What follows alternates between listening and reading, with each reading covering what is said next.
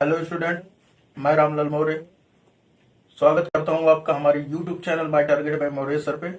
तो आज के इस वीडियो लेक्चर में हम लोग देखेंगे अध्याय 5, जिसे हम लोग सातत्य तथा अवकलनीयता कहते हैं, या हम इसे कह सकते हैं कंटिन्यूटी एंड डिफरेंशियबिलिटी। और इसमें जैसे कि पिछला वीडियो लेक्चर अनुसार हमारा इस वीडियो लेक्चर में भी 5.1 एक्सरसाइज चलेगा और इसमें प्रश्न संख्या हम लोग 20 से 22 तक करेंगे।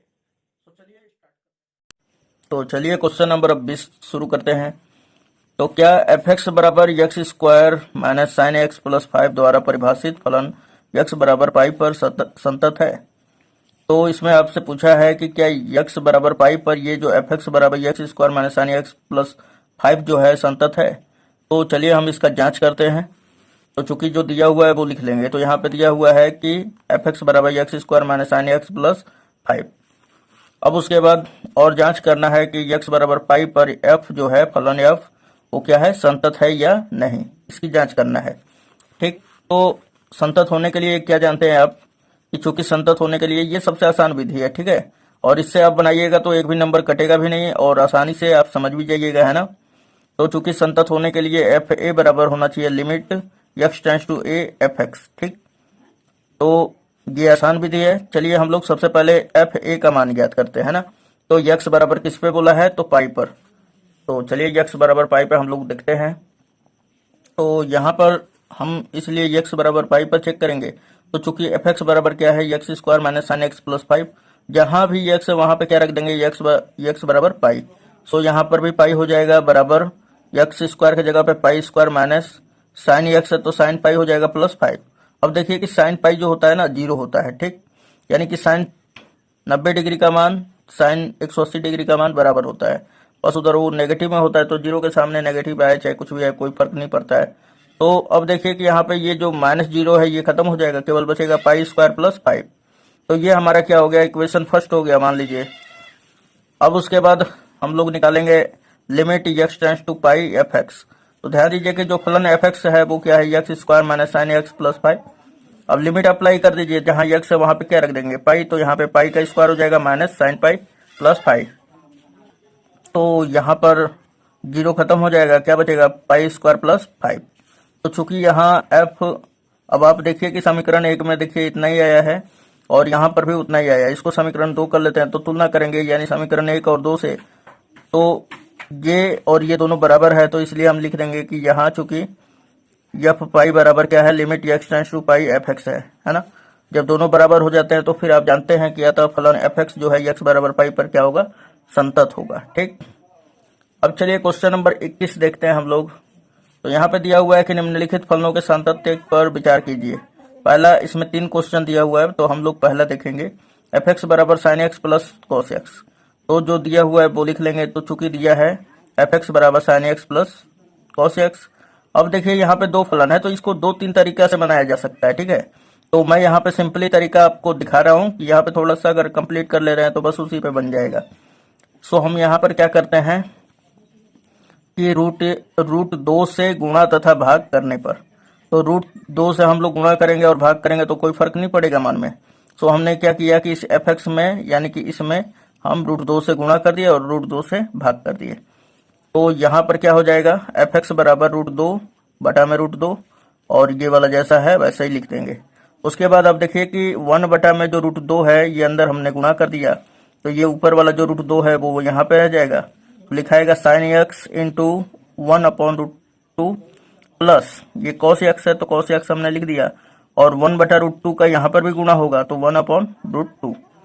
ठीक, अब यहाँ पर देखिए कि साइन एक्स इंटू ये कॉस कितने डिग्री का मान होता है, तो 45 डिग्री का, और इसको क्या लिख सकते हैं हम लोग, तो पाई/4 लिख सकते हैं ना। उसी प्रकार प्लस कॉस एक्स इंटू ये क्या लिख सकते हैं यहाँ पे, तो साइन पाई/4 है ना। साइन 45 डिग्री का मान 1 अपॉन रूट 2 होता है। तो चलिए हम इसको कुछ इस प्रकार लिख दिए हैं। तो यहाँ पे हमने लिख दिया एफ एक्स बराबर रूट 2 बाहर है, और ये sine x into cos pi plus cos x into sine पाई/4।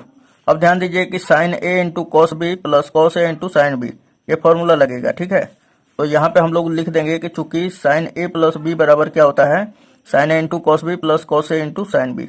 सो इतने के जगह पे क्या हो जाएगा, यहाँ पे ए के जगह पे यक्स है और बी के जगह पे पाई बाई 4 है। तो इसका फॉर्मूला क्या होगा, sign x plus pi by 4। ठीक, यहाँ पे प्लस रहता है तो क्या लेते हैं प्लस, तो यहाँ पे क्या आ जाएगा, इसलिए एफ एक्स बराबर √2, ये वाला तो है ही, और इतने के जगह पे यहाँ से यहाँ तक के जगह पे क्या हो जाएगा, sign x plus pi by 4, क्योंकि ए का मान क्या है यक्स है, बी का मान क्या है पाई बाई 4। तो ये आ गया हमारा क्या कि एफ एक्स बराबर इतना। ये ओरिजिनल में एक्चुअल में हमारा फंक्शन ऑफ एफ एक्स प्राप्त हुआ। अभी अभी जांच करना बाकी है ना, संतत का चूंकि जांच करना है हमें, तो ये हमने आसान कर दिया। ठीक, अब देखिए तो कोई बिंदु तो दिया नहीं है, तो हमें अपने ही से एराइज करना होगा कि जो मान लेंगे यक्स बराबर सी पर ये क्या है, इसके सातत्य का हम लोग जांच करेंगे, और सी जो होगा बिलोंग करेगा ऑल रियल नंबर से। ठीक है, तो हम लोग लिख देंगे कि माना यक्स बराबर सी पे जहां यक्स जो है बिलोंग करेगा आर से, तो जांच करेंगे हम लोग सातत्य का। तो हम लोग जब सी बराबर क्या होगा, तो जहां यक्स है वहां पे हमने जब सी रखा, तो जहां जहां यहाँ पे यक्स दिखाई दे रहा है वहां पे क्या रख देंगे सी, तो √2 sine c plus pi by 4, तो यहाँ पे हो जाएगा √2 sine c plus pi by 4, ये समीकरण 1 हो जाएगा। और आप जानते हैं कि चूंकि क्या जानते हैं आप कि संतत होने के लिए एफ ए बराबर limit x tends to A minus f x बराबर limit x tends to A plus f x होना चाहिए, यानी कि एफ ए बराबर एल एच एल बराबर आर एच एल, ये एल एच एल है ये आर एच एल है, तो वही हमने यहाँ पे लिख दिया है। ठीक, तो जब सी बराबर क्या आ जाएगा हमारा, तो पहले एफ सी बराबर हमने ज्ञात कर लिया, ये समीकरण 1 कर लेंगे। उसके बाद अब लेफ्ट हैंड लिमिट ज्ञात करेंगे। तो चूंकि बिंदु क्या हम माने हैं एक्स बराबर सी पर, तो एल एच एल बराबर क्या हो जाएगा, limit x tends to c minus f x. तो अब देखिए सी से कम भी रहेगा तो फंक्शन का मान क्या होगा, एफ एक्स बराबर √2 sine x plus pi by 4। So यहाँ पे हम लोग क्या रख देंगे, limit x tends to c minus और √2 एफ एक्स के जगह पे √2 sine x plus pi by 4। अब लिमिट अप्लाई करने का पारी है, तो हम लोग लिमिट अप्लाई कर देंगे, जहां एक्स है वहां पे क्या रखेंगे सी।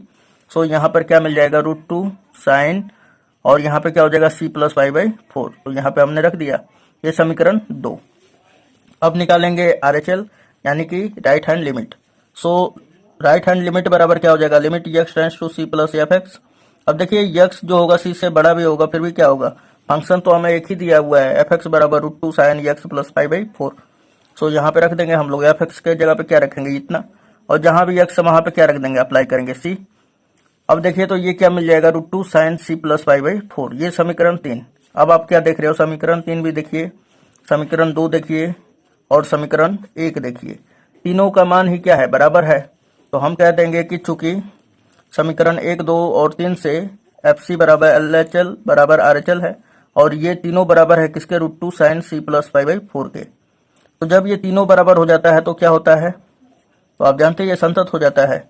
हम लिख देंगे अतः एफ एक्स जो होगा प्रत्येक बिंदु, यानी कि यक्स बराबर यक्स के प्रत्येक बिंदु पर क्या होगा, हमारा संतत होगा। ठीक, ये सबसे आसान विधि है, और इसको 2-3 विधि से बनाया जा सकता है। ठीक है, तो वहां पर भी देखिए, एक तो यहाँ पर जैसे कि एफ एक्स बराबर दे दिया था हमारा sign x plus cos x, तो आप इसे इस विधि से भी बना सकते थे कि इसको भी आप कुछ मान लेंगे, यानी कि जी एक्स बराबर कुछ मान लेंगे, जैसे जी एक्स बराबर साइन एक्स मान लेंगे, फिर इसको एच एक्स मान लेंगे।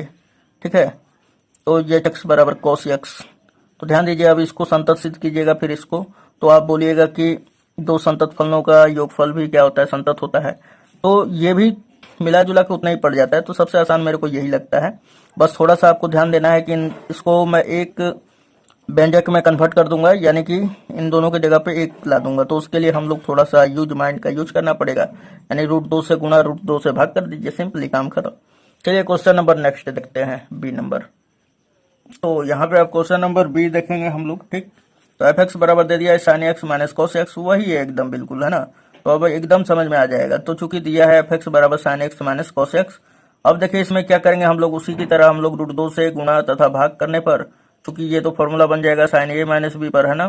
तो यहाँ पे हम लिख लिए, तो √2 से हमने गुणा कर दिया, √2 से भाग कर दिया।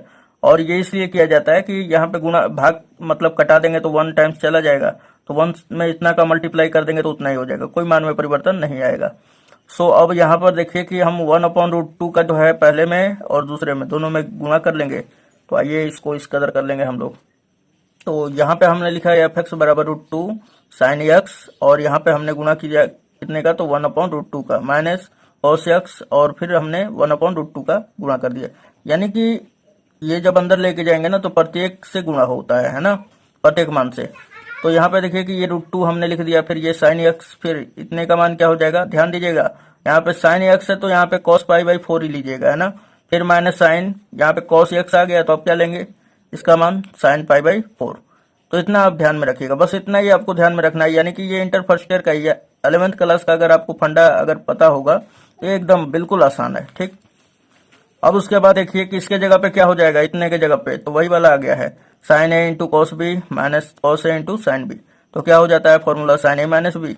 सो यहाँ पे ए के जगह पे क्या है एक्स, और बी के जगह पे क्या है π/4। तो साइन ए माइनस बी यानी एक्स माइनस π/4, क्योंकि आप ये फॉर्मूला जानते हैं, है ना। साइन ए माइनस बी बराबर sine A into sine cos B minus cos A into sine B. तो इतने के जगह पे क्या रखा सकता है, sine A minus B. So हमने यहाँ से यहाँ तक का मान क्या रख दिया, साइन एक्स माइनस π/4। अब देखिए जांच करेंगे हम लोग, है ना, जांच करेंगे। तो माना एक्स बराबर सी, हमने कोई बिंदु मान लिया, राइज किया ना, पर जहाँ एक्स जो है, सॉरी सी जो है बिलोंग कर रहा है ऑल रियल नंबर से, है ना। तो इसलिए एफ सी बराबर क्या हो जाएगा, तो जहाँ एक्स है वहां पे क्या रख देंगे, सी रख देंगे, है ना। सो यहाँ पे एफ सी बराबर निकाल रहे हैं, तो यहाँ पे देखिए √2 साइन सी माइनस π/4 हो जाएगा। तो यहाँ पे वही हमने रख दिया कि एफ सी बराबर √2 साइन सी माइनस π/4। अब देखिए ये इक्वेशन फर्स्ट है, उसके बाद अब निकालेंगे एलएचएल। तो यहाँ पर क्या हो जाएगा, एलएचएल बराबर limit x tends to c minus f x, है ना। तो जहाँ अब ध्यान दीजिए कि जब सी से छोटा होगा तब पर भी क्या होगा, फंक्शन का मान वही हो जाएगा, function of f x is equal to √2 sine x minus π/4 ही होगा। तो हमने यहाँ पे एफ एक्स के जगह पे क्या रख दिया, √2 साइन एक्स माइनस π/4। अब एक्स के जगह पे लिमिट अप्लाई कर दीजिए, सी रख दीजिए यहाँ पर, ये एकदम परफेक्ट है, ठीक है दोस्तों। ये पहला वाला देख लिए होंगे और ये देख लिए होंगे तो पूरा क्लियर आउट हो गया होगा, और बहुत ही आसान विधि से बनता है। इसको बहुत यच वच रखने लगते हैं तो कोई दिक्कत नहीं है, इस तरह भी आप बनाइएगा तो एकदम आसान हो जाएगा, ठीक। यदि ये फिर भी नहीं समझ में आ रहा है तो हमें आप कमेंट करें, ठीक। हम फिर से दूसरा विधि से भी बता देंगे, कोई दिक्कत नहीं है, हम पर्सनल आप ही लोगों पे ध्यान ही दे रहे हैं, है ना। तो यहाँ पे देखिए जब लिमिट अप्लाई कर देंगे तो क्या हो जाएगा, √2 हमने लिख दिया, साइन एक्स के जगह पे क्या रखेंगे, सी माइनस π/4, इक्वेशन सेकेंड। अब देखिए RHL निकालेंगे, RHL बराबर limit x tends to c plus f x, है ना। अब देखिए कि जब सी से बड़ा भी होगा एक्स तो फंक्शन का वैल्यू क्या होगा, वही होगा √2 साइन एक्स माइनस π/4। अब लिमिट अप्लाई कर दीजिए, जहां पर एक्स है वहां पे क्या रख देंगे, सी। सो यहाँ पर क्या आ जाएगा, √2 साइन सी माइनस π/4। ये समीकरण तीसरा। तो अब देखो आपकी समीकरण 1 का भी मान वही है, समीकरण 2 का भी मान वही है, समीकरण 3 में भी वही है ना। सो हम कह देंगे समीकरण 1, 2 व 3 से एफ सी बराबर LHL बराबर RHL बराबर √2 साइन सी माइनस π/4। अतः एफ एक्स जो है प्रत्येक बिंदु पर, मतलब यक्स के, यहाँ पे लिख दीजिएगा हल्का सा, यक्स के प्रत्येक बिंदु पर संतत होगा, ओके। तो अब चलते हैं क्वेश्चन नंबर सी देखने के लिए। तो यहाँ पर ध्यान दीजिए कि क्वेश्चन नंबर सी में क्या दिया हुआ है कि एफ एक्स बराबर sign x into cos x. अब यहाँ पर क्या करना है कि चूंकि sign x into cos x है तो यहाँ पर दो को है, इसको हमें कन्वर्ट करना है एक में, यानी कि साइन एक्स में या कॉस एक्स में बदल जाए, फिर दोनों का दोनों, है ना, तब लागू कर देंगे आसानी पूर्वक, है ना। तो देखिए यहाँ पर ध्यान दीजिएगा थोड़ा सा कि सबसे पहले हम लोग क्या करेंगे, तो ये साइन एक्स है, sign x into cos x है। तो आपने एक फॉर्मूला क्लास 11th में आप पढ़े होंगे कि 2 साइन 2x बराबर, ध्यान दीजिएगा, साइन 2x बराबर क्या आपने पढ़ा था, 2 cos x, sorry 2 sine x into cos x, ये आपने पढ़ा था, ठीक। ये वाला नहीं होगा। साइन 2x बराबर क्या पढ़े थे आप कि 2 sine x into cos x. So यहाँ पे हम 2 का गुणा कर दें तो देखिए ये पूरा का पूरा एकदम जो है ये वाला पोर्शन इसके बराबर हो जाएगा। फिर हम इसके जगह पर क्या लिख देंगे, इसके जगह पर साइन 2x, है ना। तो ये 2 को है तो 1 में बदल गया ना। तो अब ध्यान दीजिएगा कि 2 से जब गुणा करेंगे ना तो 2 से भाग भी करना पड़ेगा, यानी कि 2 से भाग भी करना पड़ेगा। तो हम वही बात अब यहाँ पे लिखेंगे। तो एफ एक्स बराबर sign x into cos x. तो यहाँ पर रटा रटुकल नहीं है, थोड़ा सा बस समझना है, बस बेसिक। तो √2 से गुणा तथा भाग करने पर क्या हो जाएगा एफ एक्स बराबर, तो यहाँ पर 2 से जब गुणा करेंगे तो 2 और भाग कर रहे हैं 2 से, और ये पूरा का पूरा उसी तरह उतार देंगे। अब जानते हैं आप क्या है, 2 sin x into cos x बराबर क्या हो जाएगा sin 2x, है ना, ये क्लास 11th के अनुसार, और इंटू 1/2 है। अब ध्यान दीजिए, तो अब हमको पूरा एकदम कंफर्म रूप से जो एफ एक्स का वैल्यू है वो मिल चुका है। ओके, तो अब हम लोग को संतत चेक करना है, तो बिंदु तो हमें अपने ही से राइज करना पड़ेगा, है ना। तो इसलिए सातत्य की जांच माना x बराबर सी पर, जहाँ सी जो है बिलोंग कर रहा है ऑल रियल नंबर से, यानी कि रियल नंबर से, कुछ छोड़कर भी होता है जैसे n पाई को छोड़कर, है ना।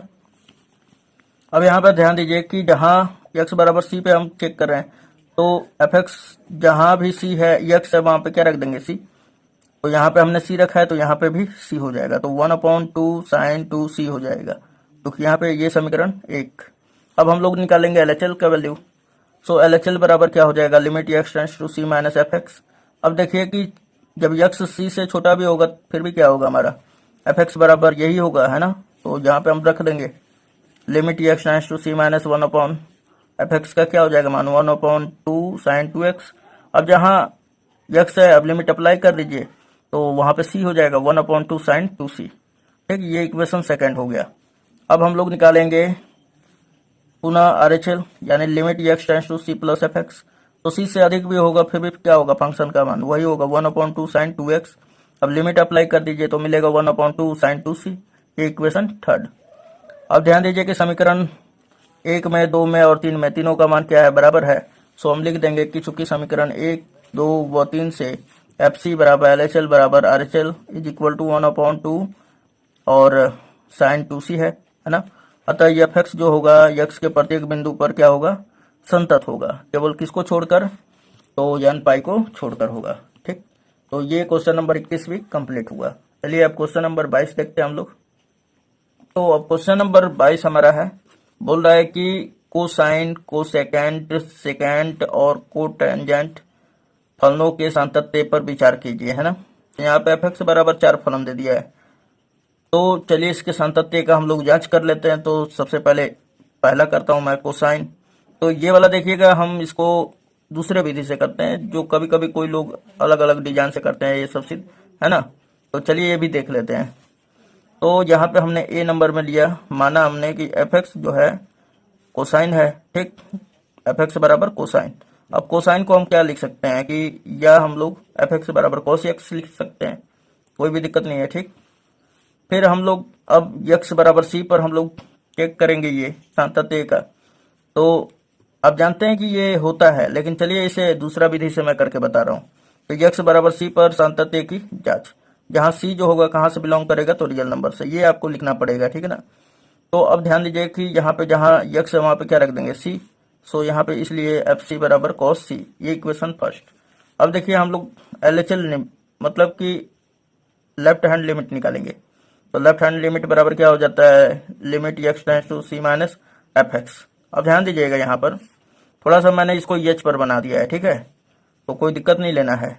अब ध्यान दीजिए कि x जो है सूचित कर रहा है c को, तो यहाँ पे जब x शो करेगा c को, हमको h में कन्वर्ट कर देना है ना। तो h शो करेगा किसको, 0 को।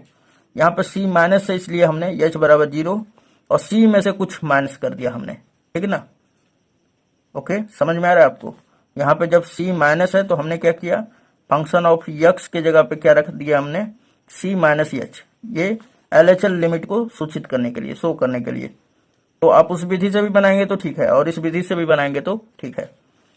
तो यहाँ पर कुछ लोग कहते हैं कि c बराबर 0, x बराबर 0 ना हो तो तुरंत मत इसी तरह रख दे। तो आप तुरंत भी रख देंगे फिर भी कोई फर्क नहीं पड़ता है, और इस तरह भी बनाते हैं तो कोई फर्क नहीं पड़ता है, ठीक है। तो c माइनस h हमने यहाँ पे x की जगह पे रख दिया।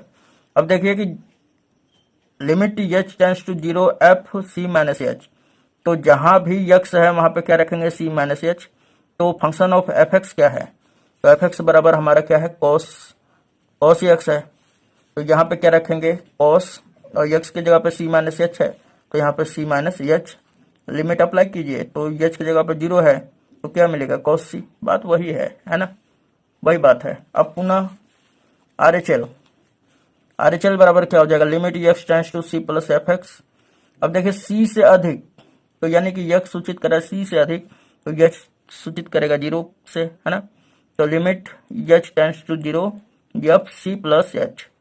ओके, अब ध्यान दीजिए कि जहाँ x है वहां पे क्या रखेंगे, c प्लस एच। तो एफ एक्स का मान क्या था, cos x, तो यहाँ पे चूंकि x के जगह पे क्या है c प्लस एच, तो यहाँ पे रख देंगे cos c प्लस एच, और लिमिट अप्लाई कर दीजिए तो ये cos c ही मिलेगा।